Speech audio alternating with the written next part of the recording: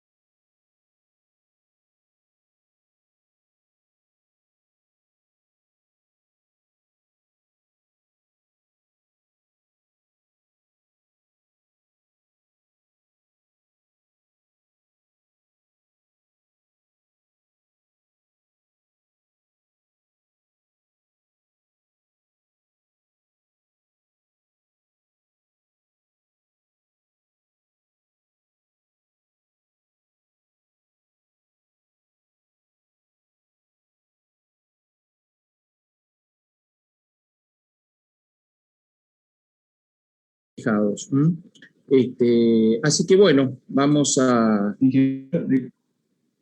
Sí, lo escucho. ¿Están bien?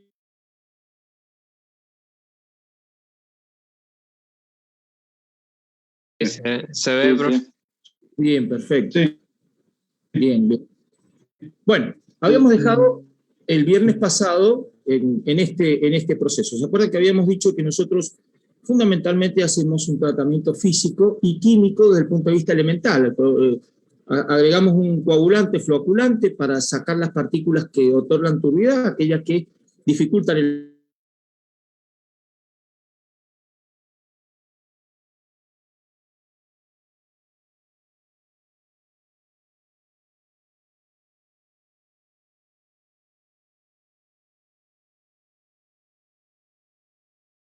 aceptables desde el punto de vista técnico, porque demorarían meses o hasta años, como los embalses. Entonces nosotros aceleramos el proceso agregando un producto químico.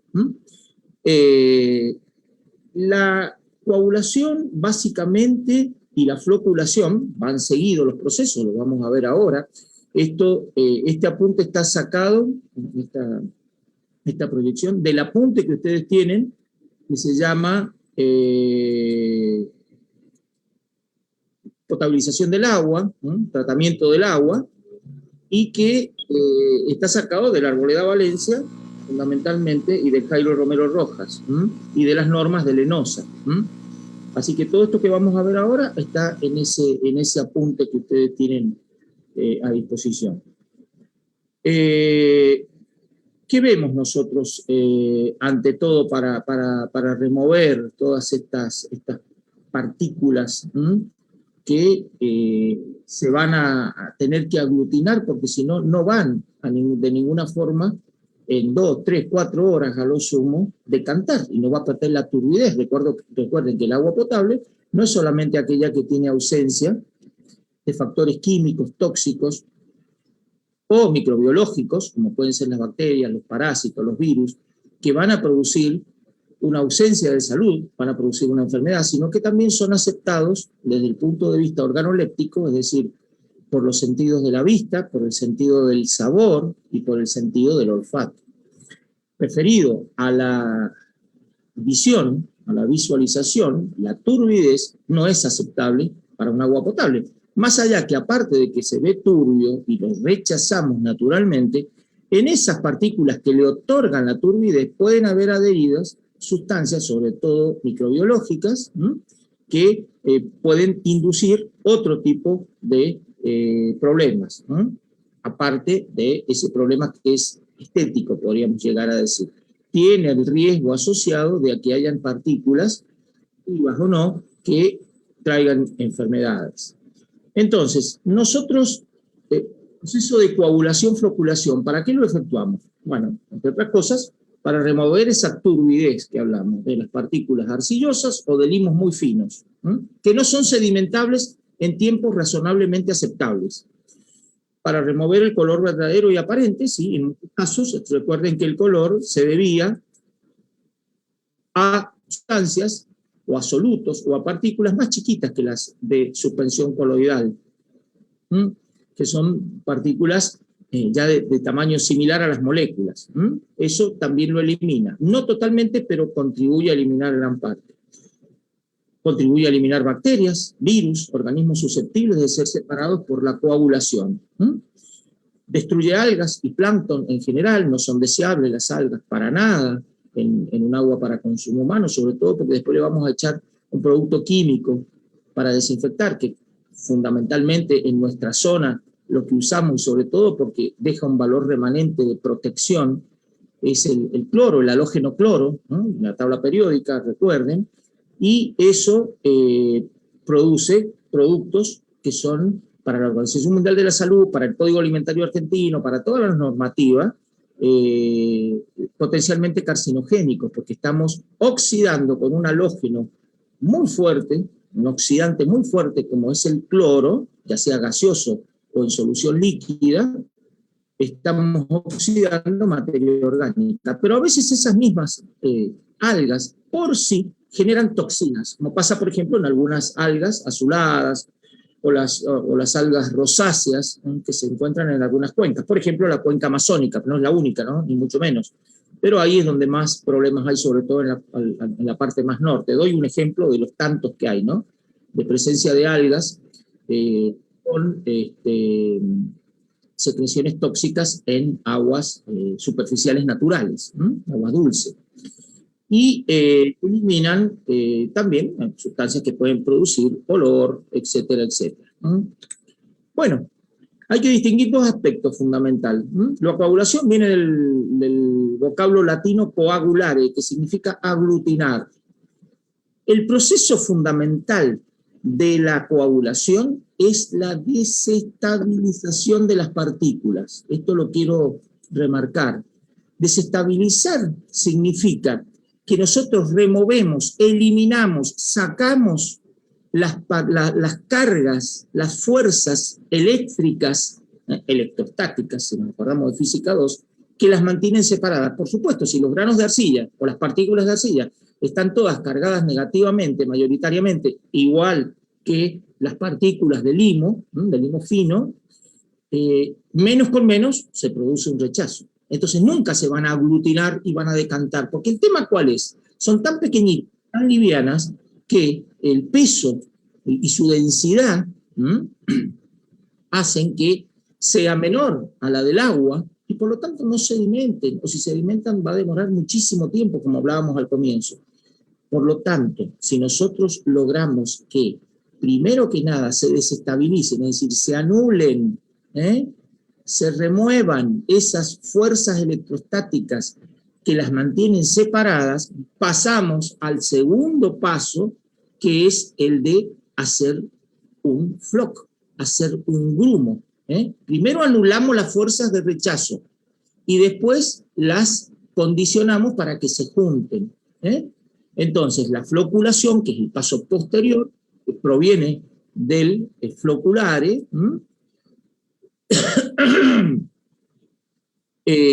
fundamentalmente hace que dentro del líquido ellas entren en contacto una vez que anulamos esas cargas negativas, esas cargas de repulsión, menos por menos, también si fueran más con más, también se rechazan, y logramos nuestro cometido. Bien.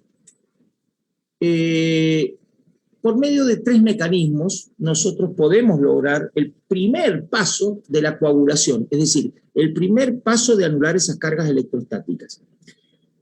Esos mecanismos son el de adsorción, desestabilización. Recuerden que adsorción con D, a diferencia de la absorción, es cuando se atraen 2 sólidos de pequeño tamaño. La adsorción se da cuando hay atracción de partículas pequeñas, y para que se atraigan, evidentemente tienen que tener cargas distintas, y tienen que tener todo un mecanismo a nivel de superficie que haga que en vez de repelerse, de tender a separarse, tiendan a unirse. Entonces, por esa absorción se produce la desestabilización. Esto, fijémoslo a partir de ahora, desestabilizar es anular las cargas de repulsión, las cargas de repulsión que se llaman cargas culómbicas, viene de Coulomb, padre de la electrostática, y que nosotros, adicionando un producto químico, logramos eso que la naturaleza por sí sola no se da. Entonces, se basa en las fuerzas electrostáticas de atracción y repulsión. La otra es el puente químico, otro mecanismo que establece una relación entre las fuerzas químicas y la superficie de los coloides, una ramificación donde van a quedar atrapadas las partículas. Y el tercer mecanismo es el de sobresaturación, es el más elemental, como la misma palabra lo dice, se coloca mucho más coagulante del que estequiométricamente se requiere en cantidad desde el punto de vista químico, en el agua, lo que se hace normalmente en las plantas potabilizadoras. Pero estos 3 mecanismos nosotros los estudiamos separados, los presentamos en forma sencilla para buscar explicar lo que se da simultáneamente en la naturaleza en un tiempo tal. Bueno, nosotros este proceso de coagulación, básicamente, requiere considerar, acá tenemos la partícula electronegativa, la partícula de arcilla, la partícula caulinizada.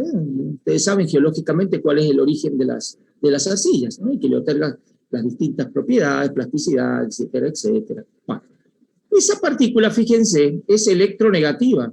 Decíamos que las partículas pequeñas que se encuentran en los suelos y que son las que básicamente le van a dar turbidez a las aguas superficiales son cargadas eléctricamente negativas. Hay una capa que está absorbida, atraída electrostáticamente, inmediatamente muy fina, que se llama la capa de Stern.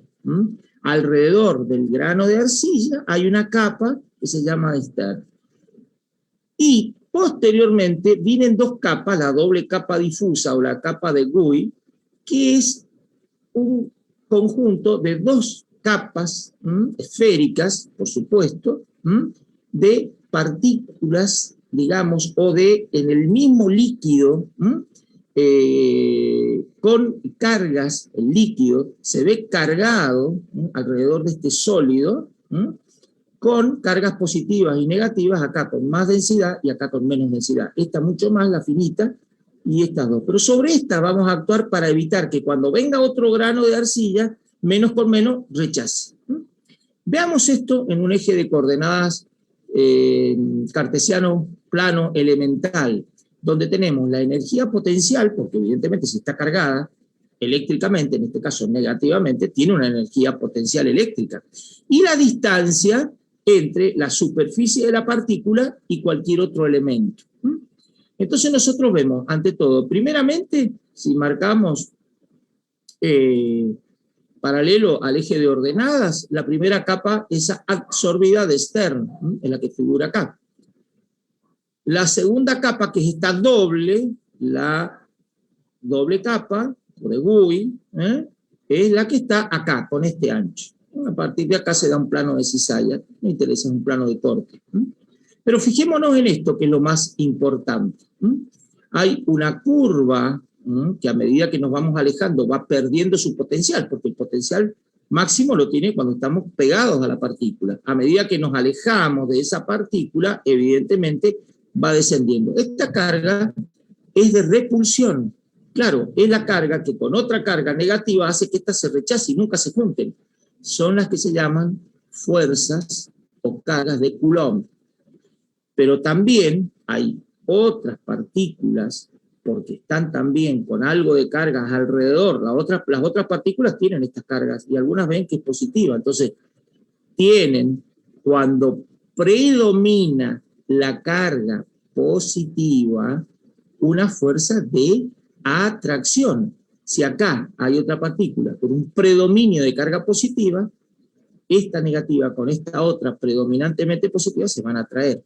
Esta es la curva que se llama de las fuerzas de Van der Waals. Se deben acordar de física. Pero no importa esto.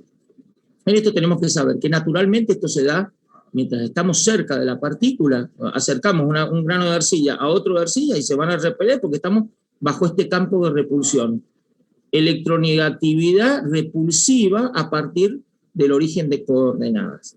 Pero fíjense que, como en toda curva de análisis matemático, nosotros tenemos una resultante desde el punto de vista electrostático, que son fuerzas también estáticas, pero de origen eléctrico, no másico ni gravitatorio.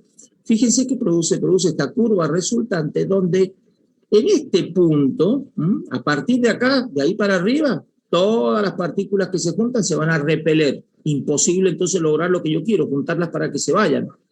Pero fíjense que a partir de un cierto punto, que se llama punto isoeléctrico, todas las partículas que estén en este pequeño segmento que vamos a tratar de agrandar para que cuando se acerquen se junten, en este pequeño segmento, en esta distancia, toda partícula que se acerque a esta y que esté en condiciones de tener un dominio de fuerzas de atracción, van a formar el grumo.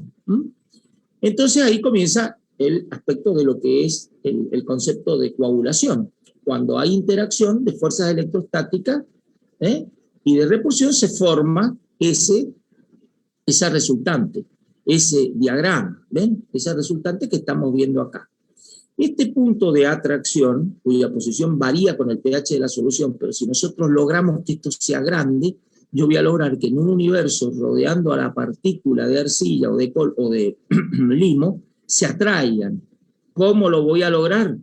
Adicionando productos químicos. En la naturaleza, cuando tengo que vencer una ley natural, yo tengo que hacer algún tipo de inversión.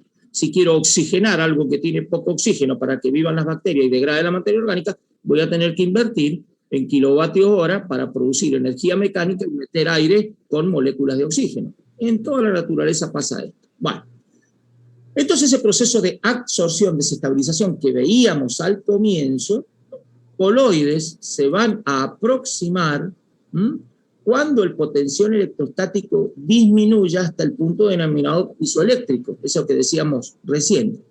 Esto se alcanza neutralizando la carga electrostática o reprimiendo la carga. ¿Cómo logramos nosotros entonces que esas fuerzas que se repelían y nosotros movemos las resultantes más hacia el eje de las abscisas, de las X, hacia la derecha, y lo que antes se repelía se atrajese ahora, se atraiga? Bueno, básicamente, o cambiamos las concentraciones de los iones que dan el potencial del coloide, cosa que básicamente es muy difícil lograr porque las arcillas son todas negativas, o nosotros colocamos, agregamos, hacemos que se absorban cargas que son de otro signo. Si nosotros colocamos cationes, ¿m? o denominados contraiones, contra porque tienen el efecto contrario, la carga contraria a la carga eléctrica de la arcilla, que es negativa, si nosotros colocamos un sulfato de aluminio, o hidróxido de aluminio, un sulfato de hierro, etcétera, etcétera, este catión, digo catión, porque es de carga más, de carga positiva, y acá unido al hidróxido tiene valencias positivas o cargas positivas, esto va a comprimir esa capa, se va a, digamos, va a presionar esta doble capa de GUI, y la resultante se va a desplazar, esa resultante de la curva de repulsión-atracción, hacia la derecha, y yo voy a estar por debajo en fuerzas de atracción. Entonces, con el incremento de la concentración del electrolito, sulfato de aluminio, ya lo van a ver en la práctica, cuando vean en el trabajo práctico número 4, se incorporan contraiones. Se llaman contraiones porque tienen carga, son iones, partículas cargadas, contrarios a las partículas cargadas que yo tengo que aglutinar, que tengo que desestabilizar, que es la arcilla. No perdamos de vista. Esto, porque lo estamos escuchando por primera vez, nos puede parecer complejo, pero es muy elemental. Yo agrego partículas cargadas positivamente, sulfato de aluminio, cationes metálicos, los metales son positivos, ¿no? En su valencia, en su estado de oxidación, o en su número de oxidación, y fundamentalmente, con eso yo comprimo esta doble capa. Comprimir significa agregar contraiones que le van a dar más características positivas que negativas, y cuando se acerque otra partícula, en vez de repelerse, se van a juntar, porque estoy por debajo de esa curva. He corrido la curva y he logrado estar en ese estado. Ese es el principio básico. Entonces, coloco cargas eléctricas con una solución acuosa, sulfato de aluminio, sulfato de hierro, o un polielectrolito, que son sustancias que incorporan contraiones, que incorporan partículas positivas, también metálicas, por supuesto, pero son de fórmulas comerciales, hay muchísimas marcas, son medio como fórmulas secretas, como la Coca-Cola, por decir dar alguna comparación. Cada fabricante tiene su composición, pero logra ese efecto, desestabiliza. Es decir, ¿qué hace? Corre la resultante hacia la derecha y hace lo que antes se rechazaba porque eran todas negativas, ahora esa capa de doble capa se comprime, se desplaza el punto isoeléctrico donde la resultante corta el eje de las X y aumentamos la distancia en la cual en vez de repelerse se van a atraer.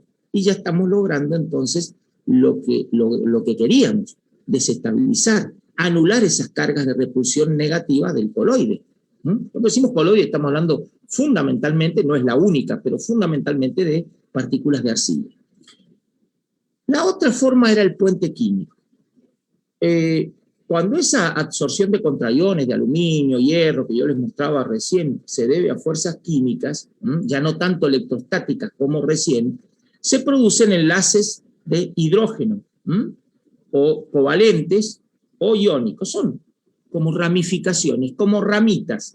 No interesa tanto el nombre sino el concepto. Nosotros no estamos estudiando ni física de la partícula ni química, necesitamos esos elementos, porque recuerden que el ingeniero es un profesional, y un profesional que sabe los por qué. Para saber los por qué tenemos que abrevar en las ciencias básicas, en la matemática, en la física, en la química y en la biología, pero no es que vamos a ser expertos en eso. Tenemos que tener los elementos para explicar los fenómenos de ingeniería. Y siempre tengan en cuenta, las plantas potabilizadoras son operadas y proyectadas generalmente por ingenieros civiles. El ingeniero químico también trabaja, pero nunca en la cantidad que trabaja el ingeniero civil. Y es fundamental esto, que el ingeniero civil tenga esa formación, porque evidentemente ustedes vean la mayoría de los libros, fíjense dónde los escriben, quiénes los escriben.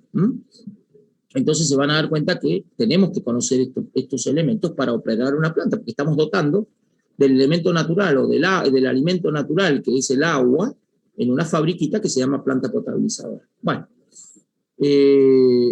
básicamente ese puente químico ya no está tan influenciado, esa segunda etapa que nosotros desglosamos, pero que en la primera etapa veíamos la compresión de la doble capa por esos contraiones de aluminio, de hierro, etcétera, etcétera, la comprimían y desplazaban la resultante. Ahora, ¿qué vamos viendo? Que se van produciendo una absorción en distintos puntos de cadenas poliméricas. Cuando nosotros hemos colocado ese, ya vamos a ver en el gráfico y se va a ver clarísimo lo que estoy diciendo. Alrededor de la partícula del coloide negativo, arcilloso o limoso, se hacen como cadenas, como ramificaciones de polímeros.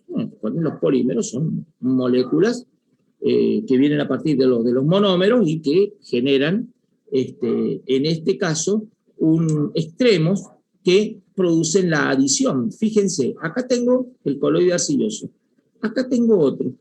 Y por la adición ya se produjo la compresión de la doble capa, ya se produjo, pero también secuencialmente se producen ramificaciones o cadenas que son poliméricas. Fíjense, tienen extremos libres. Tienen extremos libres. ¿Eso qué hace? Esto hace que las moléculas de otro o las partículas de otras arcillas queden adheridas. Así, fíjense, esta tenía toda esta ramificación y se adhirió a esta por las distintas ramificaciones. Acá, en este otro punto, esto está totalmente magnificado, fuera de escala, obvio, porque esto es a nivel microscópico, casi. Acá se van a adherir las otras, estos que son poliméricas, y que se produjeron por el mismo efecto químico de poner sulfato de aluminio. Entonces, hay modelos matemáticos, estos se los muestro nada más que a modo ilustrativo, por supuesto, que dan estos comportamientos, donde fíjense, vuelvo a repetir, esto es nada más que para que ustedes vean que todo esto empíricamente se hace una formulación y se calcula. De ninguna manera esto lo vamos a tomar, ni mucho menos, para eso están las fórmulas, para copiarlas y aplicarlas, no para memorizarlas, así que no se preocupen, pero fíjense, phi es la fracción de sitios cubiertos en una superficie dada, en esa ramificación, y es directamente proporcional a los segmentos que se han absorbido por la molécula, a esta P sub 0 menos P, que son las concentraciones del polímero, del sulfato, de lo que fuera, el número de Avogadro, ¿se acuerdan de la química? Y es inversamente proporcional a la cantidad de absorción por unidad de área y al área superficial de los coloides, de tal forma que yo obtengo entonces esta digamos, expresión que me da a mí los lugares que pueden ser ocupados, la mayor o menor eficiencia que yo tengo. Bueno, dijimos absorción por compresión de la doble capa. Metemos contraiones, comprime la doble capa, se corre la resultante y ya lo que era menos, ahora se atrae, menos, más. Desestabilizar. Segundo, también estamos desestabilizando con el puente químico. Se forman esas ramificaciones donde quedan adheridas, pegadas las otras partículas de coloides o de arcilla. Tercero, incorporación. Vuelvo a insistir, nosotros lo estudiamos separadamente, pero en la naturaleza se da simultáneo. Bueno, este tipo de coagulación se produce cuando se agrega una concentración de coagulantes tan alta que excede el límite de saturación de la solución. ¿Qué significa exceder el límite? Significa que yo estoy por encima de lo que es disuelto. Ya empieza a formar, como cuando ustedes agregan azúcar en exceso a un agua, y después empiezan a ver las partículas de azúcar, ya no está disuelto. Bueno, ¿qué hace este efecto en el cual nosotros decimos, bueno, estamos gastando más coagulante, no lo regalan, ¿no? Menos en esta época. Pero ¿qué pasa? Cuando excedemos este límite de saturación se produce una precipitación. Ustedes echan mucha sal o mucha azúcar a un agua y van a ver que en el fondo se precipita, porque ya no se puede disolver más, un principio elemental de la química. Pero mientras esto precipita por exceso del límite de saturación, porque estamos sobre incorporando, arrastra las partículas que están suspendidas. Entonces, otro efecto. Es un efecto que no requiere de mucho ensayo químico y el operador de la planta, agregando un poco más, logra efectos de limpiar el agua, transparentar, eliminar la turbidez bastante eficientemente. Bueno, ¿qué hemos hecho? Hemos eliminado nosotros, vamos a ver ahora el paso siguiente, floculación, hemos eliminado lo que es esas fuerzas de repulsión, las culómbicas, las que eran con menos y se repelían. Hemos comprimido la doble capa con esos controladores de aluminio de hierro. Hemos creado esas ramificaciones donde se van a adherir por el puente químico. Hemos sobresaturado, hemos agregado mucho más coagulante del que se debe para que arrastre mientras se produce el precipitado. Ahora, ¿qué tenemos que hacer? Ya que hemos anulado las cargas de repulsión, tenemos que darle un tiempo y una determinada energía. Recuerden que todo es un intercambio de masa y energía en la naturaleza, ¿Qué es lo que llamamos floculación? Flocular, ¿se acuerdan que el latín quería decir grumo? Floc. Es esa aglomeración de las partículas que ya no se repelen, sino que se atraen precisamente porque las desestabilicé por esos tres mecanismos que acabamos de ver. Ahora bien, este proceso se produce de dos formas. Se produce por dos formas de mezclar, de dotar de energía a esas partículas a las cuales, ya no habiendo anulado, desestabilizado las cargas de repulsión, las queremos juntar, aglutinar. Una es la floculación ortocinética. Acá lo menciono simplemente, ustedes no se preocupen, esto tiene mucha más energía que vamos a ver el percinética que está abajo. Si nosotros recordamos la escala de Kolmogorov, matemático que en realidad aplicó la teoría de conjuntos a la probabilidad matemática para tomar los eventos de la topología, es decir, de los lugares en el espacio X y Z, en el espacio euclidiano, y bueno, aplicando esa teoría de conjuntos, determinó la complejidad del algoritmo, es decir, de la fórmula matemática. Yo esto se los menciono nada más como para que sepan que este ruso realmente fue un bocho que con esa herramienta matemática nos permitió a nosotros hablar de determinadas escalas dentro de las partículas, esas microescalas, por encima o por debajo. Por encima, energía superior, ¿no?, a la que tienen esas partículas en su sistema en equilibrio. Por debajo es menor. Entonces, cuando nosotros, por colocar esas partículas con el coagulante desestabilizada y que queremos aglutinar en el proceso de floculación, determinamos una energía cinética fuerte, alta, elevada, significativa, por medio, por ejemplo, de paletas, las paletas que están en las plantas potabilizadoras, tenemos con energía mecánica y producimos eso, estamos logrando esa formación de floc, esa floculación de forma ortocinética. Cuando nosotros la hacemos pasar así por compartimentos, como el que van a calcular ustedes en el trabajo práctico número 4, donde básicamente tenemos canaletas de escaso ancho, donde fundamentalmente se aumenta el recorrido para aumentar 10, 15, 20 minutos el tiempo de contacto, pero ya no induciendo una gran energía cinética por la energía potencial que nos transmitió la paleta en el agua, sino directamente aprovechando por debajo, por eso dice que está por debajo de la escala de Kolmogorov, produce un movimiento browniano. El movimiento browniano es un movimiento azaroso que tienen las partículas, que entre otras cosas va desde las partículas de menor concentración, o mejor dicho, perdón, de mayor concentración a las de menor concentración para producir ese equilibrio que la naturaleza siempre busca. Entonces, esto se da, o yo lo meto en un lugar para acelerar con paletas, con vibradores, con dispersores, entonces tengo que tener algún motor, alguna forma de transmisión electromecánica, o directamente le doy un recorrido con unas chicanas para que esto se produzca en el tiempo de una forma mucho más, digamos, suave, porque estamos en un movimiento ya de las mismas partículas sin adicionar energía cinética por paletas. Bien. Ingeniero. Sí, señor. Le hago una pregunta.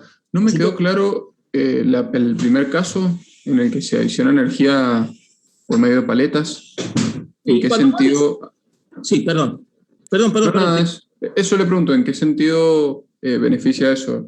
Beneficia porque vos, al incorporar energía en este caso mecánica, que se transforma en energía de velocidad, energía mecánica o es potencial que viene del movimiento de la paleta, esa transformación o paso de energía mejora a la partícula ya desestabilizada la capacidad de producir el grumo, porque acordémonos que nosotros con el coagulante, con el sulfato de aluminio, con el polielectrolito, etcétera, etcétera, anulamos las cargas de repulsión, desestabilizamos por esas tres teorías, puente químico, compresión de doble capa, etcétera, etcétera. Pero el coagulante, fíjense que la palabra misma lo dice, trata de aglomerar. Si yo incorporo energía mecánica extra, yo eficientizo esa formación del floc, del grumo, en un tiempo menor.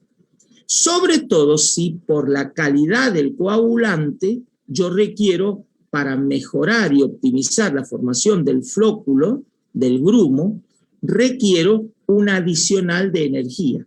Si yo tengo energía o utilización de energía más baja, porque en vez de utilizar un coagulante común, estoy utilizando un polielectrolito que tiene mucho más rendimiento desde el punto de vista químico para aglomerar, formar el floc, formar el grumo de esas partículas desestabilizadas, ya la energía que yo incorporo es la propia de las partículas por ese movimiento browniano que todo sistema de partículas disueltos en un medio gaseoso o líquido produce. A veces porque quiero acortar los tiempos, utilizo la energía mecánica extra, las paletas, o a veces porque la calidad del coagulante floculante, porque sirve para los dos procesos, el producto químico, requiere una adición para mejorar la calidad y acortar los tiempos. Esa es la razón por la cual yo incorporo, para optimizar el proceso, una energía cinética extra, porque la percinética también es evidentemente una energía cinética o de movimiento, pero de mucha menos envergadura que cuando yo estoy colocando un elemento externo electromecánico que me incorpora movimiento, me produce olas, me produce el rompimiento de los distintos estratos de la capa del coagulante. No sé si... Sí, ahí se entiende perfecto. Bueno, gracias. Cualquier cosita, por favor, pregúntenme. Bueno, entonces, como un resumen de lo que hemos visto, jóvenes, la coagulación es la desestabilización de las partículas. ¿Qué es la desestabilización de las partículas? Perdónenme que lo repita tantas veces, pero más vale decirlo muchas veces y no decirlo una vez o al pasar. Anular las cargas de repulsión, que generalmente, como son coloides arcillosos o limosos, son negativas.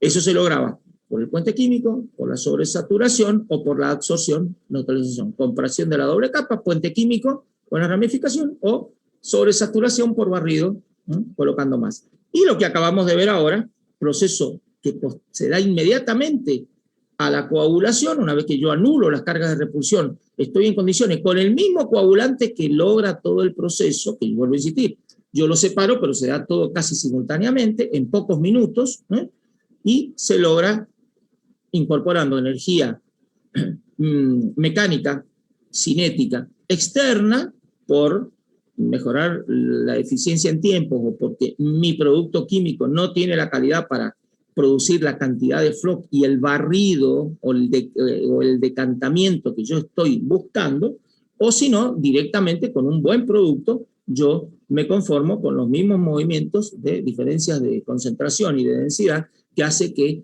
por teoría de partículas, yo tenga ese movimiento que denominamos browniano. Entonces, como coagulantes, yo tengo dos grupos.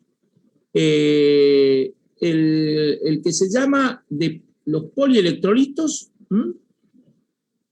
que son los ayudantes de la coagulación, cadenas poliméricas que ya están formadas, los polielectrolitos que ya vienen, como yo les decía, de fábrica, con propiedades, son mucho más caros, con propiedades óptimas respecto de los coagulantes mecánicos, que es una sal común, un sulfato de aluminio, de hierro, etcétera, etcétera, y evidentemente cuando entran en solución se forman las cadenas, se comprime la doble capa, etcétera, etcétera. Lo que están haciendo, cuando yo trabajaba en obras sanitarias, hace muchos años atrás, estuve muchos años ahí, realmente se utilizaban estos nada más. Era una situación del país distinta, la empresa por ahí buscaba priorizar el servicio, y bueno, dejémoslo ahí. Se trabajaba, digamos, de una forma con buscar la mayor eficiencia, aunque el costo fuera un poquito mayor. Hubo otras épocas donde se utilizaban esto solamente. En ambos se produce el cumplimiento de normas, ojo, no estoy diciendo que... Pero bueno, a veces es mucho más eficiente en cuanto a tiempo y en cuanto a turbidez este producto que... Últimamente se ha estado utilizando una combinación, porque evidentemente los costos de utilizar solo esto, como hacen en Europa, en otros lados, Estados Unidos, es bastante oneroso, porque esto evidentemente se regula por el precio dólar. Pero cuando existen, por ejemplo, limpiezas del embalse, etcétera, etcétera, estamos hablando del Oasis Norte, las plantas que hay acá en lo que es el norte de la provincia, de las aguas que vienen del principal río regulado por Potrerillos. Entonces, evidentemente, a veces que se hacen limpias, entonces vienen los sedimentos del fondo del embalse, entonces requiere que esto sea reforzado por esto. Pero bueno, eso depende de la situación en cada caso. Bueno, los polielectrolitos, estos que decíamos, que son tan eficientes y que se consiguen de diversas marcas, etcétera, etcétera, hay algunos naturales y sintéticos. Evidentemente que se consumen en el mercado son los sintéticos, ¿no? Pero hay algunas sustancias que producen de una forma empírica algunas reacciones con esas partículas. Y bueno, fundamentalmente se clarifica el agua, etcétera, etcétera. Algunos son que traen otros efectos también de eliminar materia orgánica, como la cal, etcétera, etcétera, o algunos elementos que son naturales, que provienen de plantas. Pero bueno, eso evidentemente, como para mencionar, lo que realmente se usa en la industria de la potabilización, llamémoslo así, porque nosotros estamos dotando de un servicio. Recuerden que la ingeniería es fundamentalmente dotar a la sociedad organizada, la ingeniería civil, a la sociedad civil organizada, valga la redundancia, de bienes, un edificio, un embalse, un puente, y servicios. En este caso, el servicio por excelencia, junto con otros, pero si no está que es dotar del elemento vital seguro a la población. Primero, para que no muera de sed, evidentemente, para higiene, para fábricas, para etcétera, etcétera. Bien. Entonces, hay polímeros naturales, que son los denominados iónicos, aniónicos o catiónicos, negativo o positivo, pero los sintéticos, que son los que realmente se utilizan, son no iónicos. Y bueno, estos polielectrolitos se emplean o como coagulante, o como ayudante de la coagulación, o como ayudante de la floculación. Nosotros decíamos que es más eficiente el polielectrolito que esas sales metálicas, sulfato de aluminio o de hierro. Esos polielectrolitos sintéticos no iónicos, obviamente que se utilizan en una primera etapa para coagular, para producir la compresión de la doble capa, para mejorar en el puente químico todas esas ramificaciones poliméricas que yo les mostraba, y para sobresaturar y arrastrar en el decantado. Pero también, a veces, ayuda a la coagulación cuando he colocado otro, es lo que se suele hacer generalmente cuando hay una turbidez alta, en muchas regiones. Yo estoy colocando un coagulante, una sal, un sulfato de aluminio, etcétera, etcétera, y mejoro o abyuvo con una dosis menor que se usara solo para coagular ese polielectrolito sintético. Y siempre, siempre, aparte de anular esas cargas negativas de repulsión, ya sea solo o combinado con el sulfato de aluminio, siempre va a, una vez que desestabilizó, que anuló las cargas negativas, coadyuva, produce, mejora el aglutinamiento en grumos o en floc, que llamamos floculación. Y acá están las formas, ¿no? Partícula con partícula, el polielectrolito, ¿no? Cadenas poliméricas, y bueno, mejora por adición precisamente por puente químico.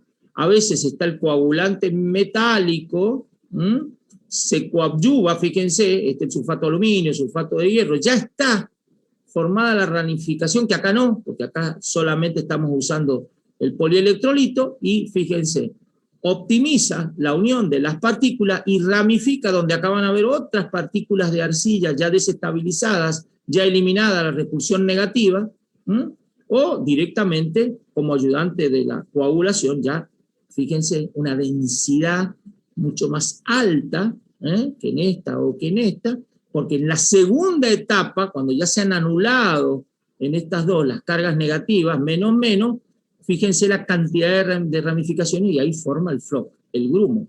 Porque no es lo mismo que el vector m por g, que es el peso, tenga una masa de una partícula de arcilla, a que tenga 100 millones de partículas de arcilla, que es lo que pueden llegar a tener, en orden de varios millones, los floc, los grumos. Bueno, vamos. Habiendo visto esta parte de cómo sacamos las partículas pequeñas, vamos a ver cómo nosotros removemos las partículas, porque sí, está muy bien, pero yo con mi agua, que saco del río, vienen partículas que sedimentan por sí solas y no tienen ninguna interacción eléctrica entre ellos. Partículas de limos muy gruesos o fundamentalmente partículas arenosas, silíceas, pero también esas partículas que se han desestabilizado y floculado, es decir, se han formado los flocos, yo tengo que eliminarlos. Le tengo que dar tiempo y fundamentalmente reducir los vectores velocidad horizontal para que el vector peso mg tenga una preponderancia y pueda en un tiempo técnicamente aceptable de 2-3 horas, decantar. Entonces, el proceso por el cual las partículas se remueven del flujo líquido por un proceso de una segregación física. Segregación física porque el tamaño es grande y porque no interactúan cargas como la arena, o segregación física porque yo he desestabilizado, he anulado las cargas eléctricas y he producido un agregado de partículas pequeñas que se llama floc, que se llama grumo, en el proceso coagulación-floculación. Posteriormente que yo le doy en un decantador, en un sedimentador, el tiempo para que estas partículas decaigan, sedimenten, precisamente por la acción gravitatoria, siempre quedan partículas. Recuerden lo que decíamos al comienzo de la clase, no solamente estas partículas, sino también muchas veces vienen otro tipo de partículas que no son precisamente partículas inertes, sino que son microorganismos, bacterias, virus adheridos a las mismas partículas, etcétera, etcétera. Entonces, esta eliminación por decantación es más que deseable, y no solo para eliminar la turbidez, el efecto óptico de la no penetración de la luz solar. Pero como siempre queda un remanente de partículas floculadas que no alcanzaron a decantar, porque vamos a ver el modelo ideal y vamos a ver que sí, matemáticamente esto se hace la semejanza en el paralelepípedo regular, todo lo que quieran, pero la eficiencia del 100%, ustedes saben que prácticamente no existe. Entonces, fundamentalmente, después hacemos pasar por un medio granular, que es lo que denominamos filtración, que es lo que vamos a empezar a ver la próxima clase, dentro de 15 días, porque el próximo viernes es Viernes Santo, en el cual este proceso, ya las partículas floculadas son retenidas en mallas, intersticios, medio granular, que interceptan el flujo líquido, del fluido líquido, y en cuyas aberturas, ese espacio entre partículas de los granos de arena que conforman el filtro, o de otras partículas, pero fundamentalmente son de arena, en la mayoría de los filtros, son inferiores estas aberturas al tamaño de las partículas que yo quiero retener. Y ahí se van produciendo varios mecanismos, no es solamente un efecto de cribado, o un efecto de intercepción, sino que hay otros mecanismos complejos que se dan en ese proceso que denominamos filtración. Lo común es, evidentemente, tratarlo como complementario, por supuesto, dándole mayor importancia a uno que otro en función de la optimización del tiempo, recursos, espacios, etcétera, etcétera. Nunca se debe desechar este proceso de filtración con solo tener el proceso de coagulación, floculación y decantación, porque las partículas, sobre todo algunas patógenas, pueden pasar y esto lo retiene.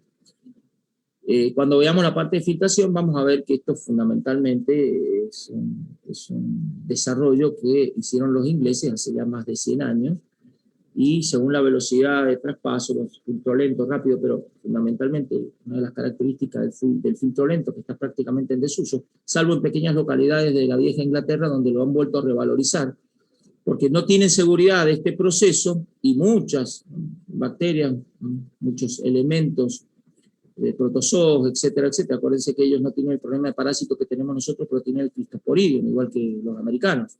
Entonces, es un tema que a veces se da preponderancia, no es que se vaya a desechar, sería irracional desechar esto, pero evidentemente se le da una preponderancia a este por sobre este. Tienen que estar los dos, pero según los recursos, según el espacio, según el tiempo, según las características del servicio, la escala y la tecnología, estos dos procesos se dan en forma disímil. Bueno, veamos ante todo los tipos de sedimentación. Estos tipos de sedimentación se dan fundamentalmente en 4 tipos. Si nosotros analizamos tipo 1, 2, 3, 4, y analizamos las características de las partículas, la descripción del proceso, ejemplo de lugares donde se logra, y el sentido del flujo. Lo más importante es ver las características de las partículas y la descripción del proceso. Vayamos al 1. La sedimentación tipo 1. ¿Cómo son las partículas? Las partículas son discretas. Discretas significa que no tienen interacción entre ellas, y que por otro lado, están muy separadas una de otra. No hay una gran densidad, una gran concentración. Las soluciones son diluidas y las partículas no interactúan entre sí. ¿Cuál es la descripción del proceso en función de cómo son las partículas? Bueno, decíamos, no tienen interacción entre ellas ni entre partículas y con el resto del fluido. Esto es lo que se da en los desalinadores, donde el grano silicio de la arena no tiene atracción-repulsión entre ellos, y fundamentalmente el mismo peso 261 versus 1 del agua, ¿no? La densidad específica, el peso específico, fundamentalmente hace que nosotros estemos en estas partículas, separadas unas de otras y sin interacción entre ellas. El flujo puede ser horizontal, vertical, inclinado, no es significativo.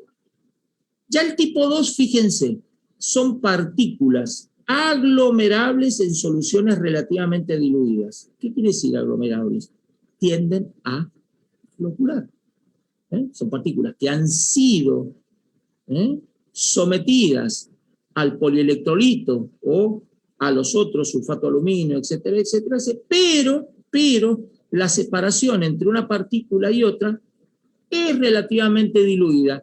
No están tan separadas como estas, pero están relativamente separadas, no están tan unidas, tan juntas.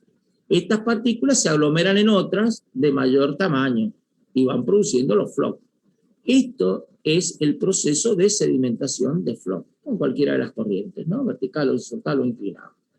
El tipo 3, la sedimentación tipo 3, es la que se da en soluciones de concentración intermedia. ¿Qué significa? Son partículas que interfieren entre sí, son aglomerables, igual que la tipo 2, pero ya la concentración intermedia es más que la diluida, quiere decir que están mucho más juntas. Estamos en la parte del fondo del decantador, donde ya se van juntando y se van comprimiendo casi unas con otras. Las partículas interfieren entre sí, por supuesto, han sido sometidas a proceso de coagulación-floculación con un producto químico y adoptan posiciones estables, decantadores de flujo ascendente o el fondo de un decantador común. Y la última, la de soluciones de alta concentración, que esto es nada más descriptivo. Para todo esto hay modelos matemáticos o aplicaciones de tasas. Para este no. ¿Por qué? Porque es en el fondo del decantador, es donde hay una alta concentración y se forma una estructura entre partículas, están en contacto íntimo, mecánico, se apoyan unas sobre otras y se modifica muy lentamente en el flujo. Por supuesto, es el fondo, han decantado todas, se juntan y forman como una red de partículas en contacto altamente comprimido. Es la compactación de los depósitos de los lodos. Bien, entonces, en función de esto, vamos a describir lo que ya hemos descrito. Tipo 1, partículas que tienen características floculentas mínimas en suspensiones diluidas. Esa sedimentación no está interferida, partículas de arena, y en función solamente de las propiedades del fluido y de las características de las partículas. Por supuesto, ¿qué tipo de fluido es? Agua, densidad unitaria, con una viscosidad cinemática y dinámica, característica, densidad, etcétera, etcétera, que es función de la temperatura. Recuerde que la temperatura mide el grado de energía cinética molecular de cualquier sistema. En este caso, el sistema es un fluido líquido, agua, H2O, más algunas impurezas que siempre están. La tipo 2 que decíamos, es lo que decíamos recién, suspensiones diluidas, no están tan separadas como estas, pero tampoco están tan aglomeradas, pero ya están bajo el efecto de la desestabilización por el producto químico para anular las cargas de repulsión y la formación del grumo o del floc. Son los procesos que siguen a esa sedimentación. La 3 ya está más abajo, hay una interacción de fuerzas, forman así una matriz que sostiene el flujo y directamente acá es mucho mayor la densidad, están en una densidad intermedia. Esta ya es la densidad extrema, están en el fondo y están tocándose una partícula con otra. En estas están muy cerca y en estas están básicamente ese tipo de contacto íntimo. Tengamos en cuenta que durante la operación de sedimentación, después de haber producido la floculación, coagulación, se dan en forma simultánea y hay una interacción. Por supuesto, la partícula de arena, por más que yo coloque sulfato de aluminio, no se va a aglomerar nunca, no tiene carga, no va a coagular ni flocular, pero las otras más chiquitas, arcillosas, sí. Entonces, en la tipo 1, que es el sedimentador, el desarenador por excelencia, decantan esa. Y en la tipo 2 y 3, y este es el fondo, se producen las determinadas decantación. Para dimensionar esto, vamos a ver, miren, la ingeniería sanitaria desde el punto de vista matemático es menos que elemental. Es muy elemental la matemática que usamos en esta materia. Lo que no es tan elemental es la conceptualización de los fenómenos, donde tenemos que involucrar física, química y biología cuando veamos el frente. Pero matemáticamente ustedes van a ver que la expresión es muy, muy básica. Es un cociente, no diría algebraico, aritmético. Entonces, bueno, tengamos en cuenta entonces para analizar la partícula de un fluido que está en reposo, velocidad horizontal cero, siguiendo las expresiones de Stokes, que habrán visto en hidrostática, en física, o la habrán visto en la introducción de hidráulica general. Nosotros tenemos en la partícula una fuerza externa que es el peso de la partícula. El peso es el producto de la masa por la aceleración de la gravedad, 981 metros segundo al cuadrado, una constante para nuestro sistema terráqueo, obvio. En otro sistema no es constante, no es el mismo. Fuerza de empuje, por Arquímedes, el se recibe una fuerza de abajo hacia arriba, igual al peso del volumen de agua desalojado. Principio de Arquímedes, siglo V a.C., básico.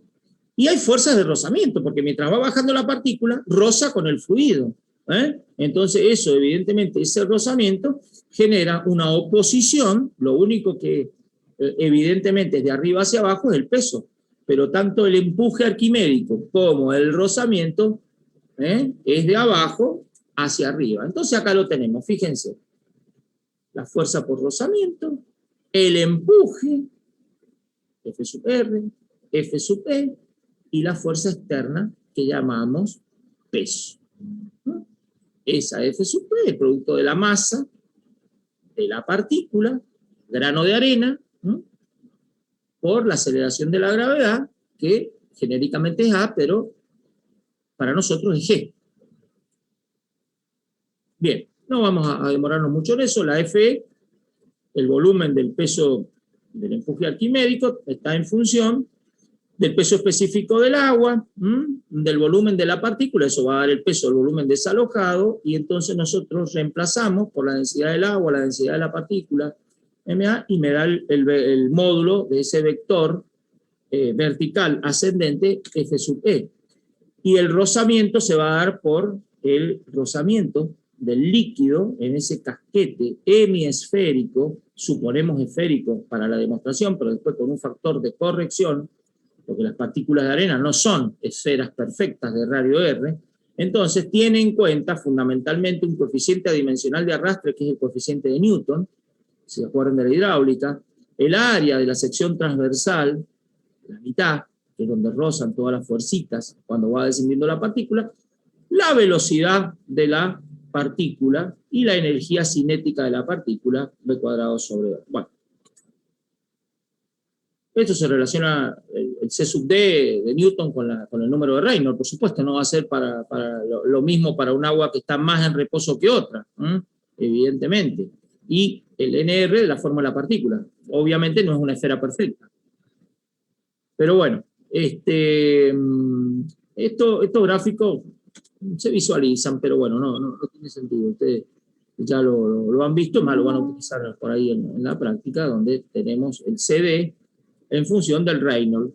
De todas formas ya lo tienen eso, planillas de cálculo. Entonces, ¿qué vemos nosotros? Bueno, ¿se acuerdan que decíamos que se afectaba de un coeficiente de forma a la forma de los granos? Cuando es una esfera perfecta es 1, y a partir de ahí, redondeados, desgastados, vamos a utilizar para corregir esa expresión en función del agregado o de la partícula que nosotros tengamos. Vamos a ver el modelo de Camp-Shield, Hasenkamp, los hidraulicistas, que describen y permiten comprender el movimiento de un sedimentador ideal. Nosotros tomamos hipótesis o condiciones de borde simplificatorias para después aplicar a la realidad. Estas condiciones, o suposiciones, o hipótesis son, obviamente, que el sedimentador es tipo 1. Estamos hablando de sedimentación de arena, sin interacción y lo suficientemente separada una partícula de otra. Discreta y aislada, por lo que habíamos visto recién en la tablita. La distribución de las partículas en el ingreso es uniforme, le damos una hidráulica de entrada como para que las partículas no entren, obviamente, en un movimiento de torbellino o con un número de Reynolds distinto que no sea el laminar. Y la zona de sedimentación de las partículas, ahí quedan retenidas todas, idealmente todas. Y la velocidad de flujo es uniforme en toda la zona de sedimentación. Entonces tenemos una zona de entrada donde todas las partículas ingresan uniformemente, una zona de sedimentación donde se va a producir esa decantación, una zona de salida del agua donde suponemos que ya estas partículas han decantado y quedan retenidas en la parte inferior de ese paralelepípedo. Nosotros podemos tener, esto es simplemente indicativo, ¿no? Un régimen, digamos, subcrítico, donde sedimentan todas las partículas antes de que termine la longitud del decantador. Entonces estamos desperdiciando. Acá no es la eficiencia del 100%, obviamente, y están muchas partículas que salen y siguen con turbidez. Y evidentemente acá, la partícula más lenta, antes en el límite, son modelos ideales, decantan todas, por debajo de esa longitud que nosotros hemos llamado L. Entonces tenemos 4 parámetros fundamentales. La velocidad del flujo líquido, la velocidad de sedimentación, una velocidad horizontal del flujo, otra es vertical de sedimentación, el largo del sedimentador y el alto del sedimentador. Bueno, nosotros lo que tenemos que lograr es que se produzca esa decantación de todas las partículas en el límite como máximo L de ese sedimentador, de esa unidad de tratamiento, en la altura H. Entonces, nosotros establecemos por semejanza de triángulo, fíjense lo elemental que es esta deducción que vamos a ver, donde BF es a BS, semejanza de triángulos, como L es AH. Y de tal forma, nosotros estamos analizando las partículas que eventualmente puedan ir por arriba, la que debe ser y las que están por debajo. Si nosotros hacemos un desarrollo elemental de esto, y vemos que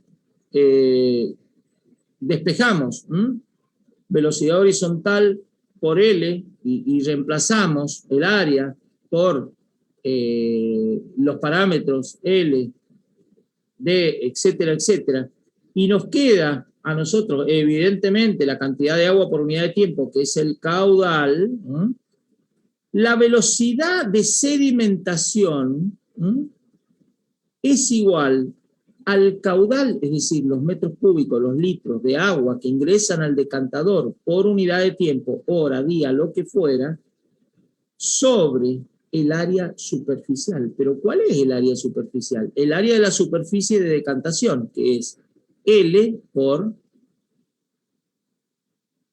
el ancho. No interviene H.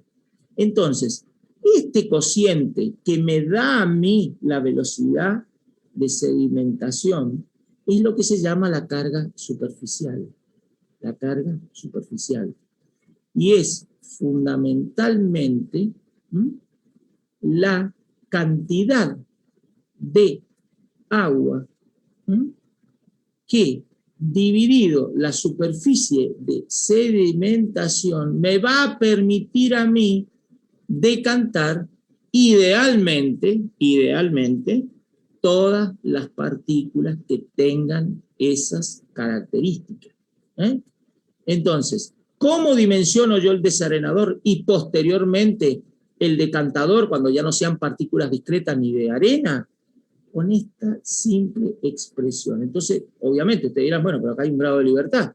Porque, ¿cómo? Si no conozco el área, ¿cómo? Y Bueno, básicamente, para distintas eficiencias, que es lo que van a hacer en su trabajo práctico número 4, distintas eficiencias que van a tener ustedes, según el país donde estén, la tecnología, etcétera, etcétera, van a tener los metros cúbicos por metro cuadrado por día. Fíjense, dimensionalmente, una ecuación de dimensión de física 1. Hablemos de metro, y hablemos de día, como longitud-tiempo. Pueden ser litros, horas, no importa. Hablemos metro-día. Esto es metros cúbicos sobre día. Y esto es metro cuadrado. Si yo simplifico metro cúbico con el metro cuadrado del área, me quedan metros por día. Es la dimensión de una velocidad. Espacio sobre tiempo. Entonces, fundamentalmente, yo establezco esto según la tecnología que yo use y que yo tenga en el país, y la confiabilidad que yo tengo y el margen de seguridad, que son los coeficientes de seguridad, que en realidad son de inseguridad, que aplican los ingenieros en todos sus cálculos, y fundamentalmente con eso dimensiono. Entonces, bueno, en función del número de Hassen, pero eso no nos interesa. ¿Qué nosotros podemos llegar a tener como interferencia? Porque todo esto es ideal, ¿no es cierto? Pero bueno, ¿qué otras interferencias hacen que esto se vaya modificando? Obviamente. Podemos tener corrientes de densidad térmicas, corrientes del fondo, de las masas de agua, corrientes por el viento, eólicas, que desvían el flujo superficial, corrientes cinéticas por alteraciones hidráulicas, la mala hidráulica de entrada. Ustedes van a tratar de diseñar en su decantador una hidráulica lo más uniformemente posible, que les dé un Reynolds lo más bajo posible, para que evitar flujos transversales en el tanque, o también obstrucciones en la zona de decantación, o alteraciones a la salida. Entonces, la llamada hidráulica del ingreso, como la llamada hidráulica del egreso en ese sedimentador, que puede ser un prisma o puede ser un cilindro, son aspectos que van a efectuar correcciones en esa aplicación de las fórmulas. Entonces, ¿Una consulta? ¿Puedo hacerle una consulta? Sí, señor, por supuesto. En las corrientes de densidad, acá dice que se producen por la diferencia de densidades en el tanque. Sí, diferencia de ¿no? temperatura en el líquido, fundamentalmente. Entonces eso se produce porque el tanque no está a la temperatura atmosférica. Sí. Ah, eso era mi duda, ¿por qué estaría...? No, vos pensás un tanque de dimensiones, qué sé yo, 20 por 30 por 3, 4 de profundidad, bueno, lo que fuera, enterrado, con un delta de temperatura respecto de la atmósfera distinto. Entonces esas diferencias de densidad, sumada al viento, etcétera, etcétera, pero fundamentalmente esas diferencias de densidad que te dan movimientos convectivos, ¿no es cierto? Es porque precisamente tenemos en distintos estratos, más o menos temperatura que en otros. Y eso se da cuando hay grandes volúmenes de agua. Igual que cuando estás en invierno, y bueno, por ahí se alcanzan a calentar los estratos superiores, hasta donde se da la termoclina, y de ahí para abajo tenés una temperatura menor, entonces se te van produciendo los vuelcos. En un embalse, en un lago, ya lo vamos a ver, es mucho más significativo, porque los volúmenes son mucho mayores, pero en un decantador, sobre todo de dimensiones más o menos significativas, de varios metros, como yo te mencionaba recién, se producen esos movimientos convectivos por diferencia de temperatura, porque los distintos estratos están en contacto con el suelo, que está más frío, porque están enterrados, semienterrados, etcétera, etcétera. O si la atmósfera es más fría, la inercia térmica, cuando no hay mucha insolación, deja los estratos inferiores a menor temperatura y se empiezan a calentar por el sol los estratos superiores.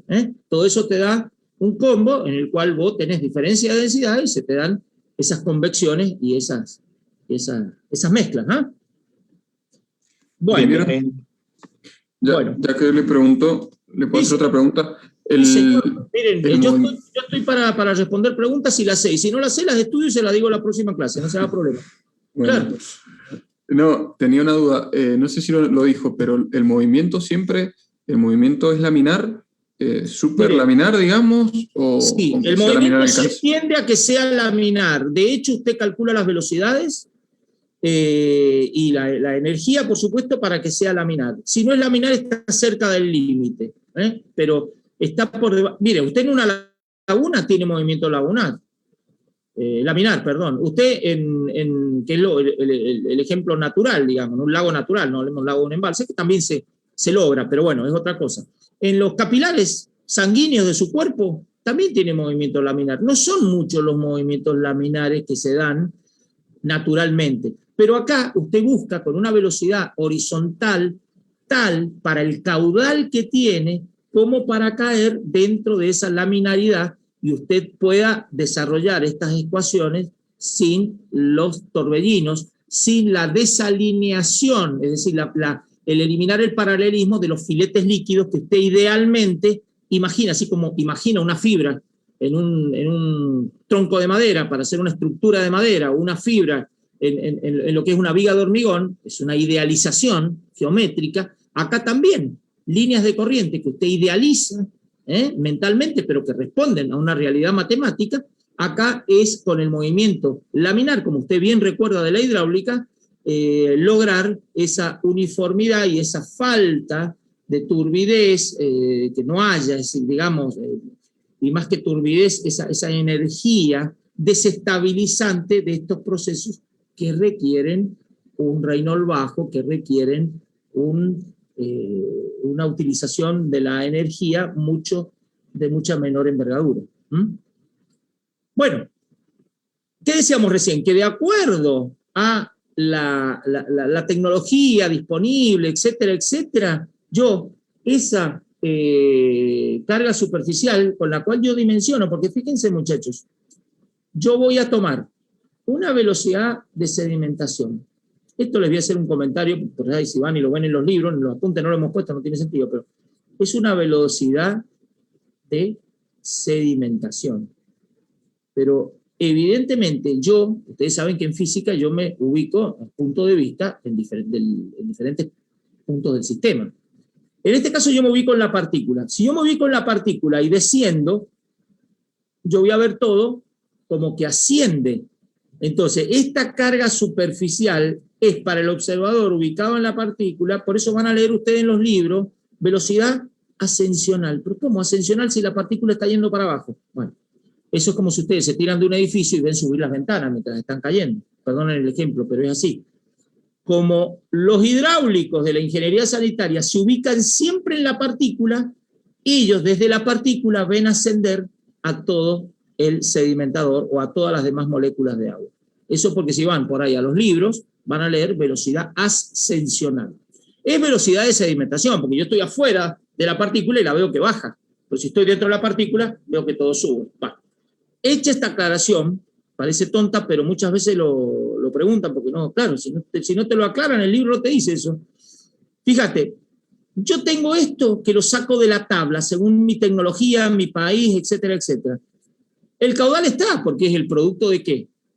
Entre otros coeficientes de mayoración, los alfas que estarán viendo ahora, etcétera, etcétera, la dotación per cápita, la cantidad de habitantes, han proyectado los habitantes a 20 años, etcétera, etcétera, etcétera. Entonces, yo tengo que dimensionar el área. Como me independicé de H, a mí solo me interesa L y B, la superficie de la sección transversal, largo ancho de sección transversal.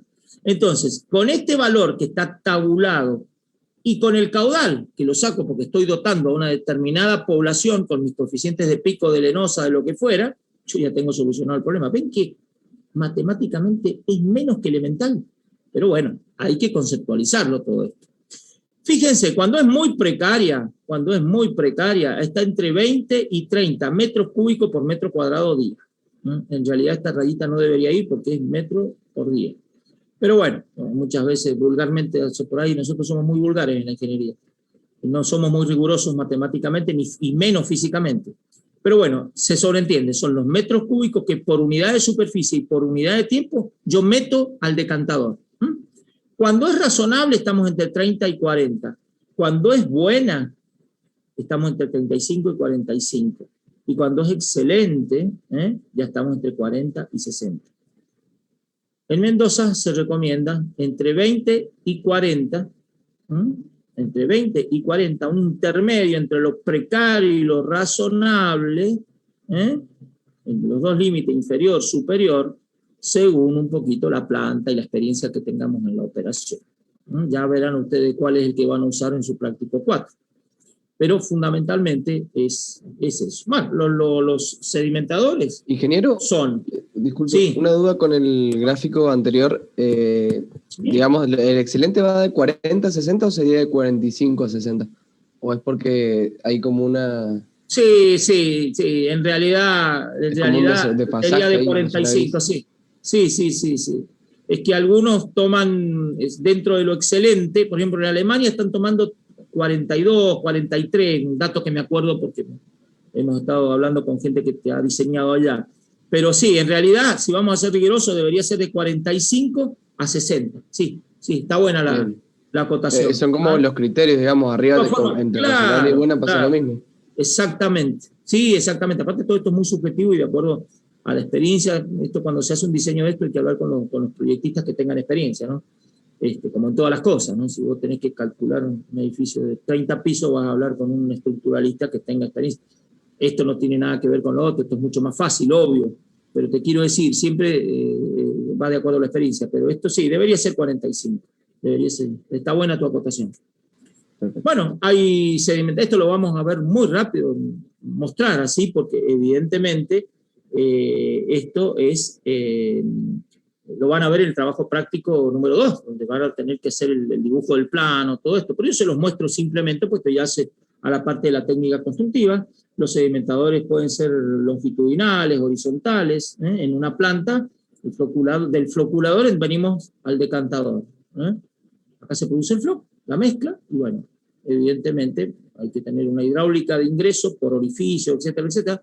Yo creo que ustedes están calculando orificios para ingresar, la forma más simple para una planta no tan grande, ni tampoco una plantita de un barrio.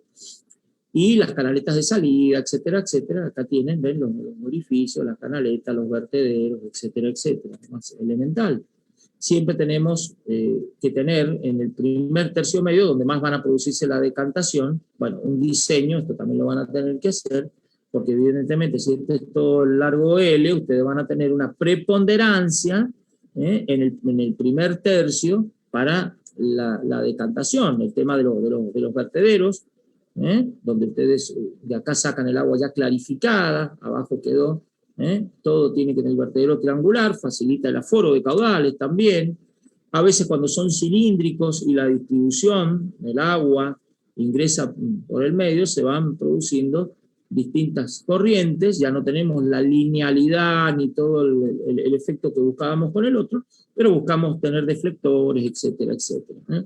Estos son los cilíndricos, pueden llegar a 20, 30 metros perfectamente, siempre se van formando, no sé, hay que barrer, porque todo esto floc decantan, porque dicho sea de paso, nosotros hemos visto la expresión para la arena, ustedes miran, sí, bueno, pero cuando no es arena, cuando estamos con partículas floculares, se aplican coeficientes a esa fórmula que tienen en cuenta en función de pruebas que se hacen en probetas y para las distintas concentraciones. Y por eso le digo, es muy fácil, eso se tienen ya tabuladas, si se quieren hacer en algún lado se hace, y se aplica una afectación a esa fórmula BSQ sobre AS. Limpiadores de fondo, limpiadores de superficie, el puente para llegar, bueno, todo esto lo van a ver en detalle, yo creo que van a trabajar con uno prismático ustedes, Entonces tenemos lo que es el sedimentador vertical, que puede ser con recirculación, sin recirculación. Vuelvo a insistir, esto lo paso rápido porque lo van a ver en detalle en el práctico 4. Acá tenemos el vertical y acá chupan y limpian el lodo. Acá si va ingresando el agua, a medida que está el manto del lodo, se va produciendo la decantación. Bueno, llegamos, sí, justamente yo tengo I27. Hemos llegado bien al próximo módulo, que es el módulo de filtración, donde vamos a ver los mecanismos de la filtración, de transporte, de adherencia y la biológica, y los factores que afectan a la filtración con los tipos de filtro y los medios o manto filtrante. Bueno, señores, les agradezco su atención. Cualquier duda que tengan, estoy a su disposición. Y bueno, seguiríamos con la parte teórica correspondiente a la filtración. También la última etapa del práctico 4 que ustedes van a hacer, el cálculo del filtro, dentro de 15 días, porque la semana que viene obviamente es Semana Santa. Así que bueno, si no tienen ninguna consulta para hacerme, yo les quiero agradecer nuevamente su atención y despedirlos y que tengan un buen fin de semana. Bueno, gracias, ingeniero. Bueno, muchas gracias, ingeniero. Que sigan bien. Buen fin de semana. Hasta luego. Gracias, chicos y chicas. Muy bien, gracias. Hasta luego, que esté muy bien. Igualmente, señorita, que la pase bien.